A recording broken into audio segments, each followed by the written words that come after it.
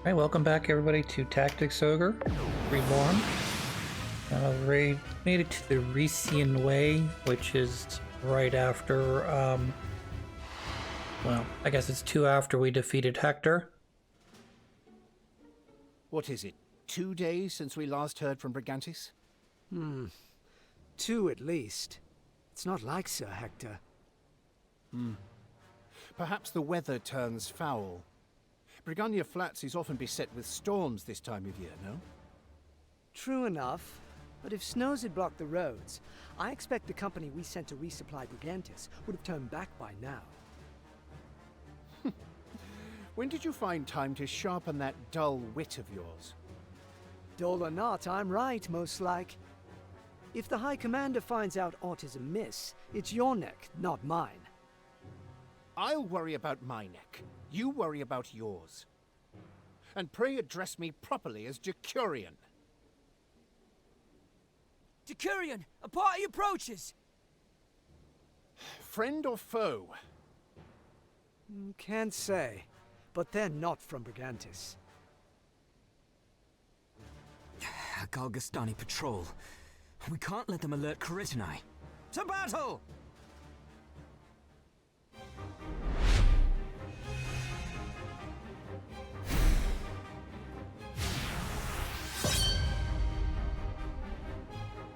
A fun factoid. Or rather, not a fun factoid. Last episode I had to redo because you have to have Jean in the party because he has a couple lines of dialogue talking about, you know, the house, Hector's house, and likelihood that his father was probably going to be following him shortly behind, i.e. he's going to probably kill himself. Honor! But there's a lot more to what he was saying in there as well, such as basically they didn't like the Hierophant, and basically I wouldn't say all the battle was orchestrated. It was sort of orchestrated in such a way to A, prove that you were worthy of taking up the mantle to free the Galgastanis from the Hierophant, and also, you know, to continue, I guess, the whatever you call it, the the ruse, the belief that, you know, he's still a it's complicated. He can't defy his lord due to his knightly vow / honor. Doesn't want to bring dishonor to his family, his name. So he can't not fight us to the death. But in a way, he was also trying to help us while evaluating if we were worthy to take up the mantle. I guess it's complicated in a way that, like, it's hard for me to explain in a way that I think makes sense. You know, if you believe in the Hierophant, okay, and your name and your honor is super important to you, okay, then you understand, like, okay, you fight me because you have to, not because you want to. But, like, maybe I'm not a very honorable person then. I just don't understand, like, I understand in terms of the way it's written. He's a tragic figure. He's clearly one of the people that would normally be on our side, but due to circumstances, he can't be. But this, I don't know. This, again, I might not be a very honorable person, but this kind of reeks of like a form of pride, where, you know, your name matters more than anything else, and so you'll gladly play the martyr and go to your grave knowing that you were honorable. And I understand, like, he understands what he's doing in terms of, like, you know, being able to sacrifice himself for his people is like the highest form of, I guess, honor or whatever that he can achieve. But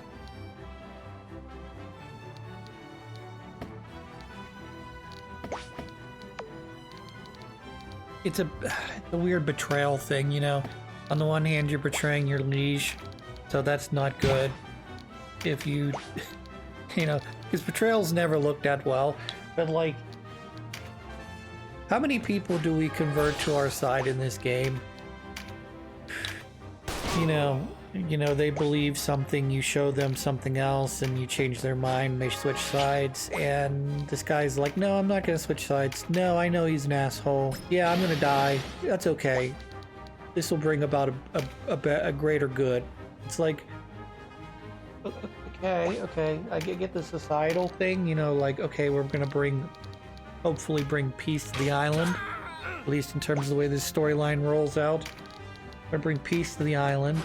Of course, all of that's sort of up in the air at this point because, you know, where Kashua is, where you're at, how those events can play out, and anyways.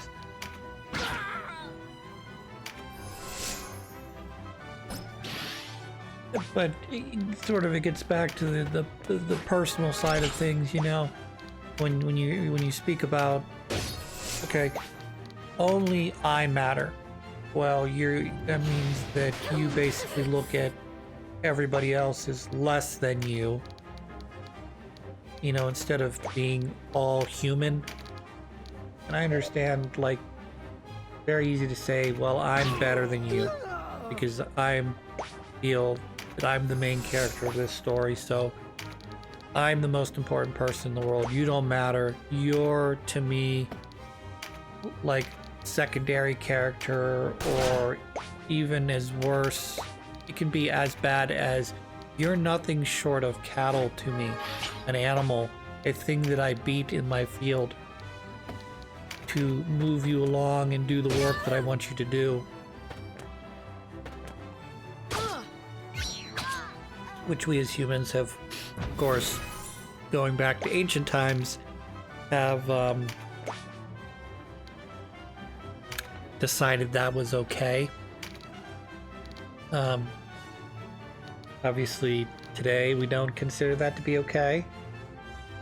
You know, of course, you could say, oh well, you know, wage labor is slavery these days. You know, they give you just enough to survive, and you know, it keeps you tethered to the you know, your company, blah blah blah. And I can understand that, but I don't really believe that per se, because at any given point, a company or you can choose to part ways with each other, which is different than it's much different than being a saleable commodity. You know, something that can be bought and sold and traded, like gold or silver or cattle.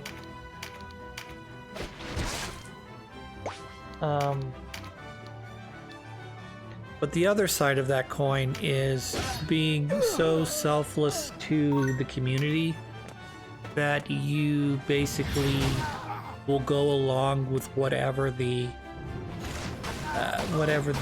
current norm is, to, you know, the detriment of either yourself or others. And I understand standing up against the norm is very difficult to do, because, you know, we collectively as a society have agreed to, you know, certain things that are okay, certain things that are not okay. A lot of times those are dictated by only a couple people in power that, you don't get to make those decisions. But, you know, an example would be, you know, it works both in television and movies, but movies tend to be a little bit more extreme in terms of the amount of violence they allow. But don't swear, and don't show any boobies or any wieners. Too much nudity, you'll get yourself an immediate rated R. And if it gets too adult, i.e. you start talking about, I don't know.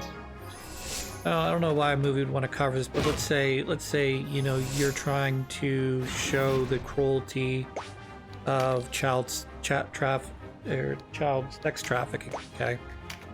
I can pretty much guarantee, unless you really go hands off, visually speaking, you're probably looking at an NC-17 rating, which, rightfully or wrongfully, NC-17 would be the rating for that movie. And, because of our particular values and stuff, and we don't mind the violence, but the sexuality, sex stuff, that's too much. That's super adult stuff. You gotta be practically 30 years old before you're allowed to go see that movie. And then, of course, because society, again, we create a situation where we create a line, and we say, well, we're not going to carry any adult-rated video games, which I get, but we're also not going to carry any movies that are NC-17, which I get. But there should be a difference between a movie that's meant only for adults and no children should be allowed in. Wallisters? Here? So these Wallister dogs are the reason Brigantus has fallen silent. Their heads will make fine gifts for Sir Zabos.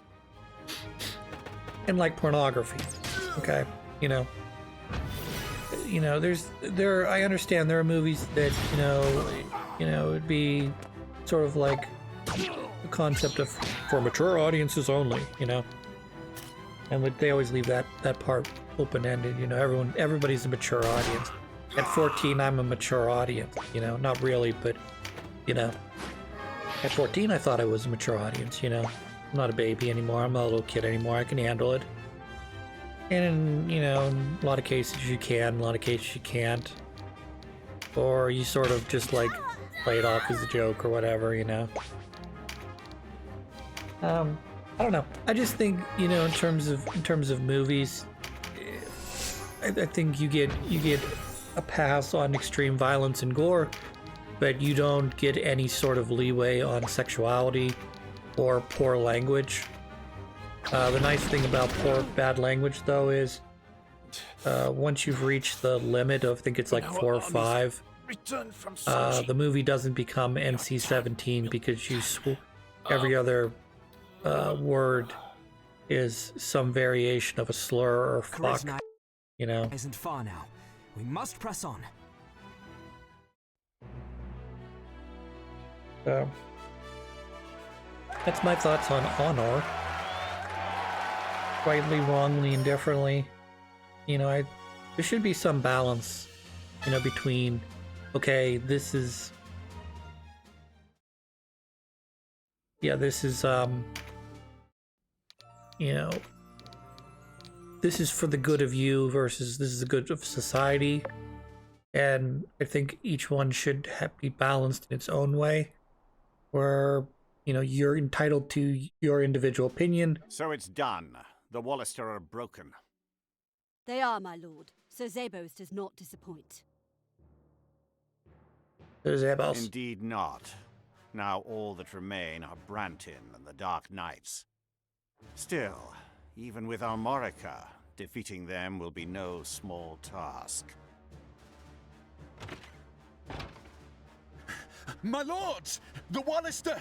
They're here! They're here. Calm yourself. You speak in tongues, soldier. They lay siege to the castle. How many are there? I don't know, sir. What So, do we do? earlier in the game, I Meet fought them, an every older man dude can that hold was a kind of sword. like, Yes, sir. he kind of reminded me of one of the people from The Game of remnants of their army Thrones, couldn't have broken you through our know, lines. there were a lot of the heavy wool, Sanji was a diversion. fluffy fur clothing. If you don't kill him in that battle, he shows up here as the boss. So I don't think you only get a little bit of a difference between the two. He obviously is a Dark Knight or a Terror Knight, so you're fighting a Terror Knight instead of fighting a regular knight.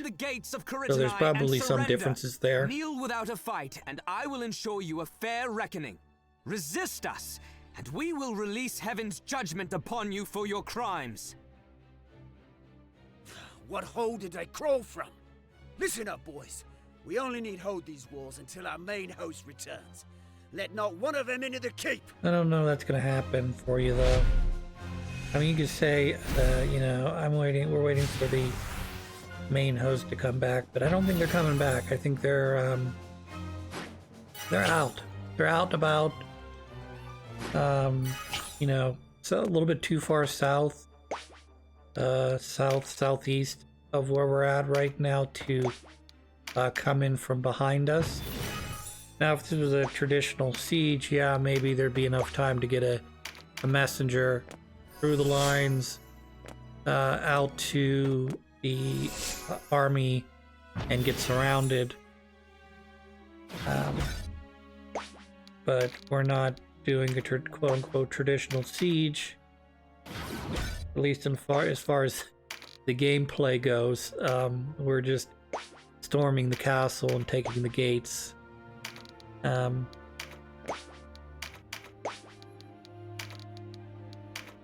can kind of use your imagination that there's a bigger army behind this, and this is just one small section of it. I don't know.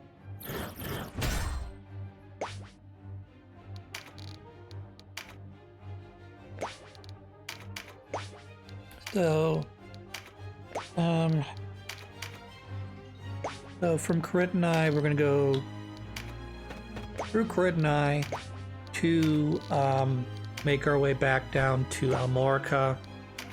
Then from Almorica, we're going to fight Zabos, release our friend Vice, who will finally join us on our team.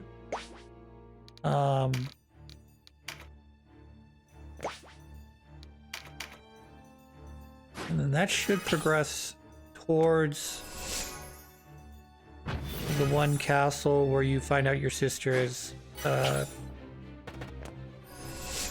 sided with the Dark Knights. And then we'll kind of go from there based on how things go. Obviously, I still have to recruit Ozma, so I'm interested to see what happens there. We have to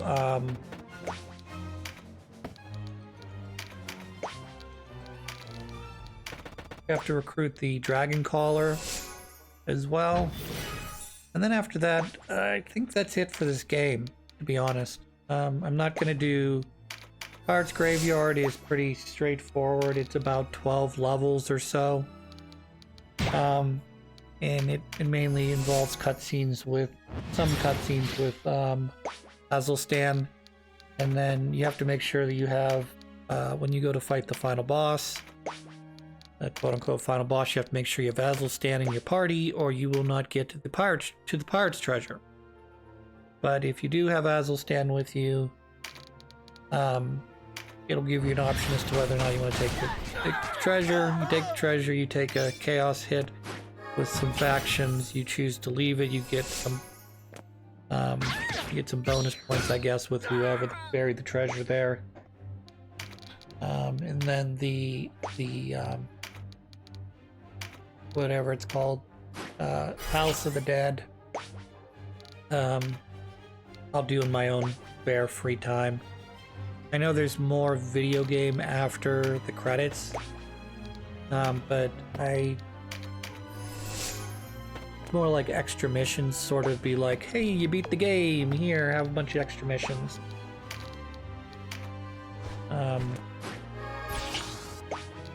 So I'll see where that lands us. I may have to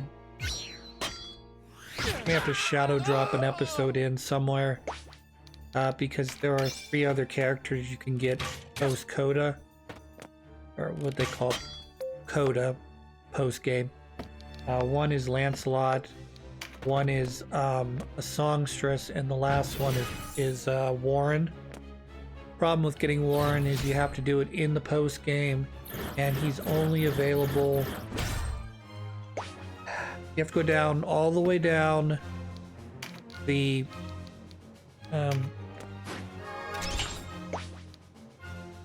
House of the Dead,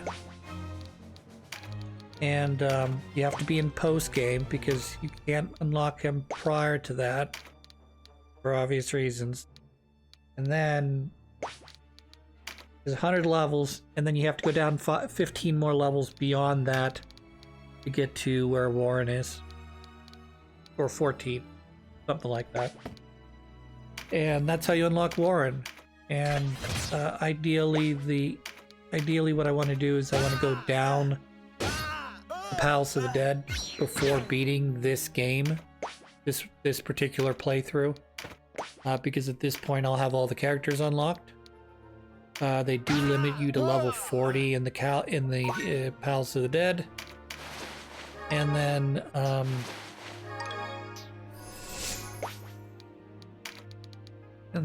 what? Oh yeah, when you get to level 100. You fight a boss battle.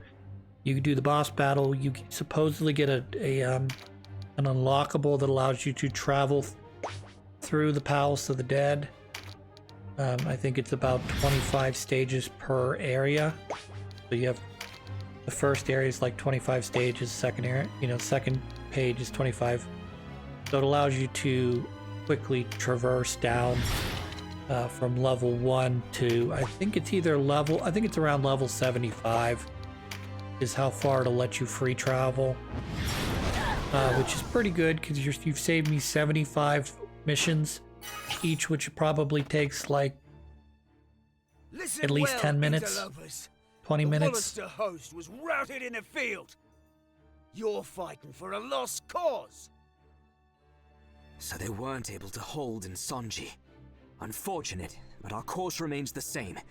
We've a keep to take.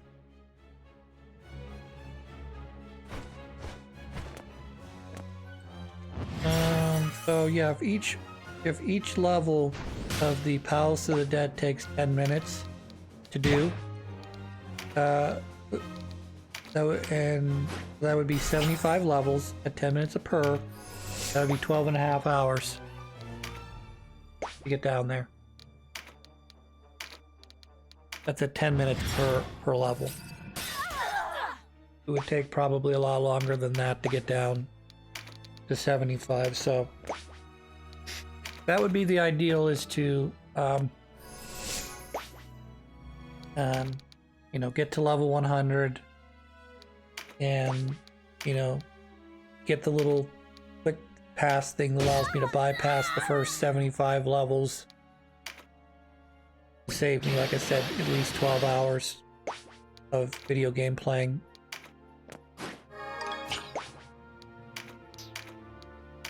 Of course, I'm not really sure what I'm going to do then. It's up in the air right now.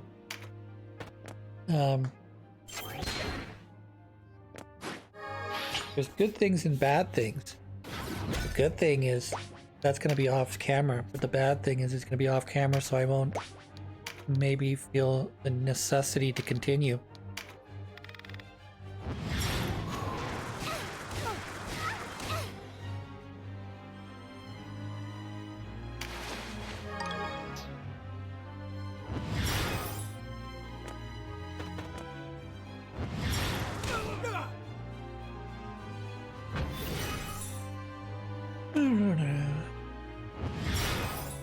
So I'm using the same tactic I always use on this level. I don't know if it's any faster to go this direction now that I have the ability to float over top of water.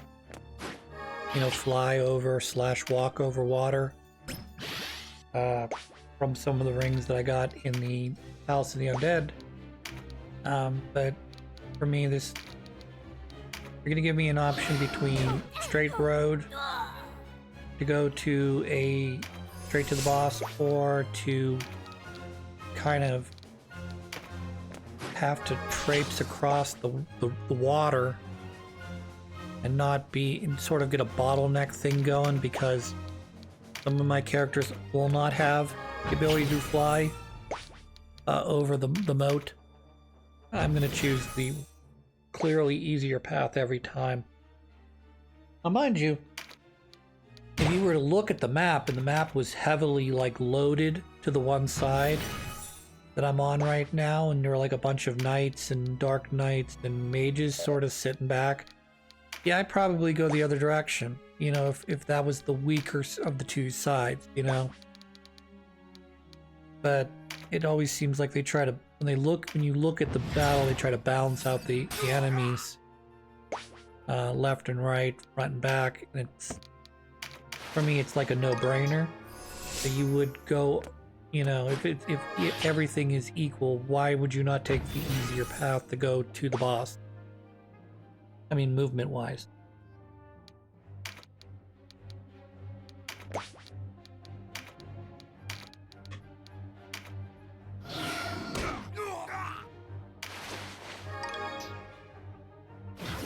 They'll be dead here in a second. Dead. Not quite. Just a little bit more.